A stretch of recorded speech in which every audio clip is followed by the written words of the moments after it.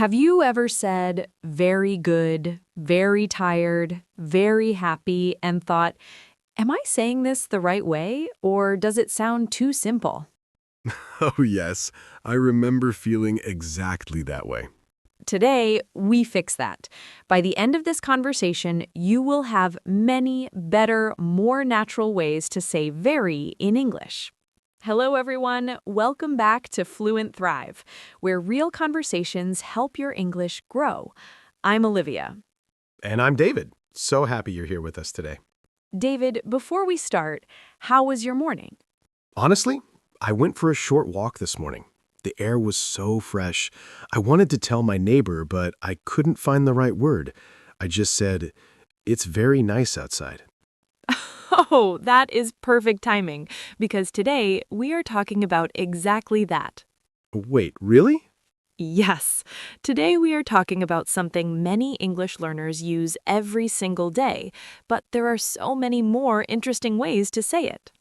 Okay, now I'm curious. What is it? Different ways to say very.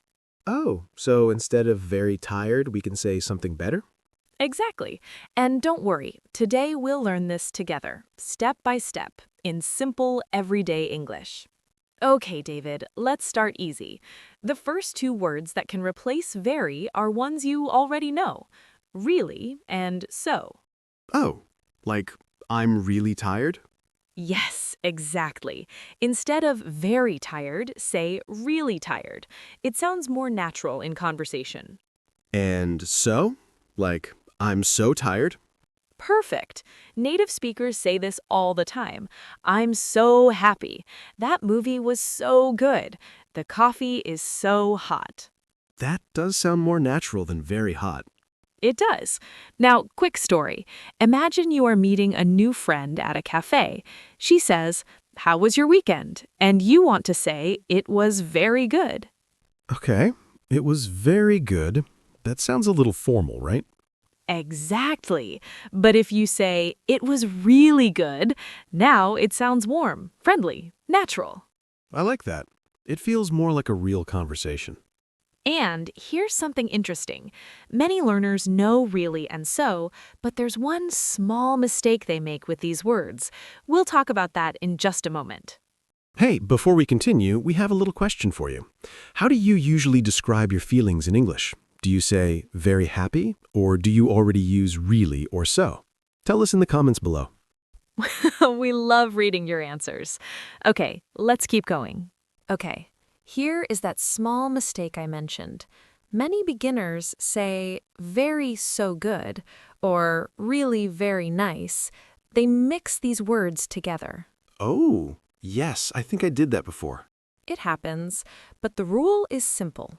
Use only one, really good, or so good, not both together. So just pick one and it sounds natural. Exactly. And if you want to sound like a native speaker, so is probably the one you'll hear more in casual conversations. If this is helping you already, go ahead and tap that like button. It really helps us reach more English learners like you. Now, let's go a little stronger. Sometimes very is not enough. You want to say, this is a lot. This is intense. Like, I am not just tired. I am very, very, very tired. Yes, but we have better words for that. Two great ones, extremely and incredibly. Extremely tired. That sounds more serious. Yes, you use extremely when something is a very strong level. The traffic was extremely bad. She was extremely happy. What about incredibly? Incredibly means almost hard to believe. That was incredibly delicious. He was incredibly kind to me. Incredibly kind. That sounds like a movie line. It does, but native speakers say it all the time in real life. Picture this. You try a new restaurant. The food is amazing. You tell your friend, that place was incredibly good. How does that feel? Much better than very good. And here's a tip most beginners don't know. Incredibly works especially well with positive emotions. Incredibly beautiful, incredibly helpful. It gives your words a warm, genuine feeling. Okay, Olivia, I want to share something funny. My first week speaking English, someone asked me how my English class was going, and I said it is very, very, very good. Very. Oh no, how many times? 4 times. They looked at me and smiled very politely. That is so relatable. But you know what? That's exactly why we're here today, because there are so many better options. And once you know them, you never go back to very, very, very. Agreed.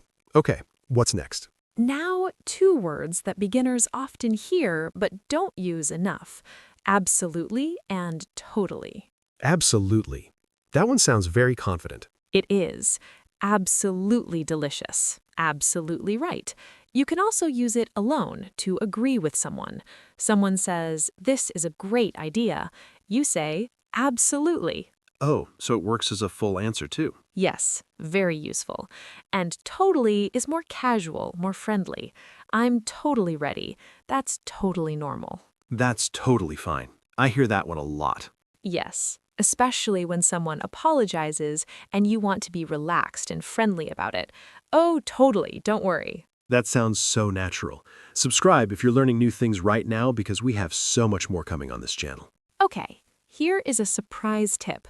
One more way to sound natural, and most beginners never think of this. Instead of saying very, sometimes you don't need any extra word at all. Wait, really? Yes, English has many strong adjectives that already include the idea of very inside them. For example, instead of very cold, say freezing. Instead of very happy, say thrilled. Instead of very tired, say exhausted. Oh, wow. The word does all the work. Exactly. Native speakers do this all the time, and when you do it, you sound fluent, instantly. So, I'm exhausted sounds much stronger than I'm very tired. Much stronger and much more natural. We'll go deeper into those strong adjectives in a future episode, so stay close. Okay, let's quickly go over what we learned today. 3 phrases to remember. First one? First one, "It was really good." Use this in any friendly conversation instead of very good. Second? Second, "That was incredibly helpful." Use this when you want to sound warm and genuine, especially with positive feelings. And third? Third, "I'm absolutely ready." Use this when you feel confident or when you want to agree strongly with someone. English becomes easier, step by step, and you are already doing it. Every new word you learn, every conversation you try, that is real progress. We are so proud of you. If this episode helped you, share it with one friend who is also learning English. It means the world to us. See you in the next one. Take care, everyone. Bye.